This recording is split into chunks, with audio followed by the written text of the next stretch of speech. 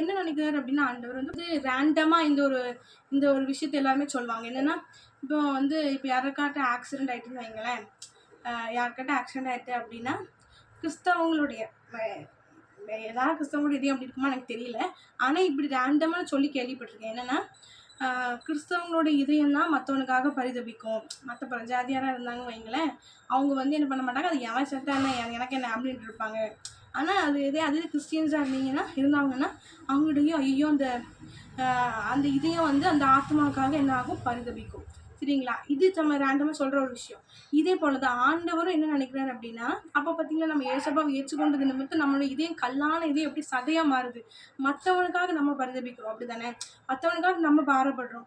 அப்ப நம்ம சதையான இதயம். மத்தவங்க அப்படி கிடையாது.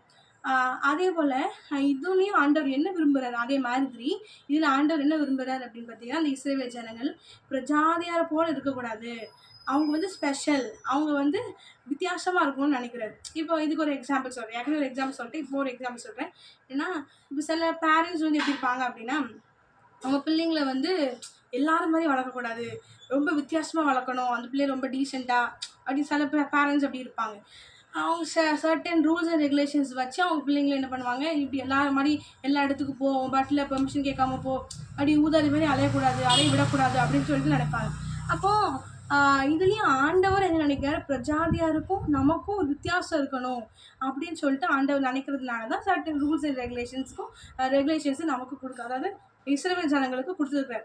அது மாத்திரம் இல்லாம இப்போ பாருங்க, இப்போ ஆண்டவர் எப்படி என்ன பண்றாரு, ரூல்ஸ் அண்ட் ரெகுலேஷன்ஸை மோசே ஐயா கிட்ட பேசியிருக்காரு அப்படிதானே? அப்ப இப்பவும் ஆண்டவர் நம்மளோட பேசுவாரா? ரூல்ஸ் அண்ட் ரெகுலேஷன்ஸை பேசுவார்னா ஆமா. இப்போ அநேகர் என்ன சொல்றாங்க அப்படின்னா, பைபிள்ல எழுதி வச்சிட்டாரு, ஸோ அவர் வந்து நம்மகிட்ட பேச மாட்டாரு அப்படி சொல்றாங்க. ஆனா கட்டாயம் நம்மளோட பேசுவார்.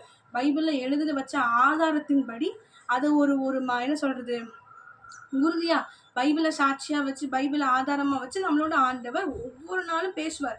நீங்க அப்படி அவர் உங்களோட பேசலைன்னா உங்க அழைப்பு என்னன்னு எப்படி நீங்க தெரிஞ்சுப்பீங்க? நீங்க இப்போ உங்க ஊழியம் என்னன்னு நமக்கு தெரிய முடியாது. இப்போ மோசே அம்மாவோட ஊழியம் நம்ம ஏற்கனவே பார்த்துருக்கோம். மோசே அம்மாவோட ஊழியம் ஒரு பெரிய ஊழியம் கிடையாது, ஒரு சின்ன ஊழியம் தான்.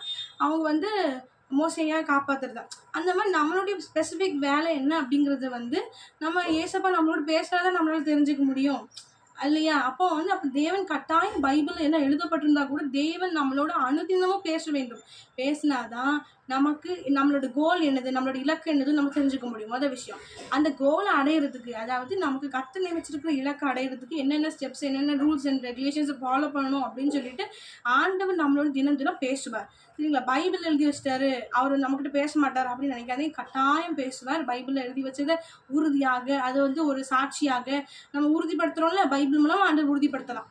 ஆனா கட்டாயம் நம்மளோட என்ன பண்ணுவார், பேசுவார். இந்த விஷயத்தையும் அன்னைக்கு சொல்லிடுறாங்க, இந்த மாதிரி தேவன் பேசுறது வந்து ஒரு கற்பனை, அவர் பேசலாம் மாட்டார் அப்படிங்கிறாங்க. கட்டாயம் பேசுவார். பேசினா தான் நம்மளால இந்த உலகத்தில் நிற்க முடியும், ஊழியம் செய்ய முடியும். அதுவும் நம்ம இந்த 23வது அதிகாரத்தின் மூலமா நம்ம தெரிஞ்சுக்கிட்ட விஷயம் இதுதான்.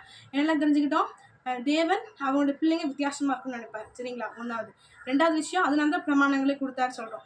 அதே போல இன்றைய காலத்திலையும் கூட நமக்கு என்ன பண்ணுவார், நமக்கு பிரமாணங்களையும் திட்டங்களையும் சர்டன் ரூல்ஸ் அண்ட் ரெகுலேஷன்ஸ் நம்மளோட ஆண்டவர் பேசுவார் அப்படிங்கிறது இது மூலமா நமக்கு தெரியுது, இந்த அதிகாரத்தின் மூலமா.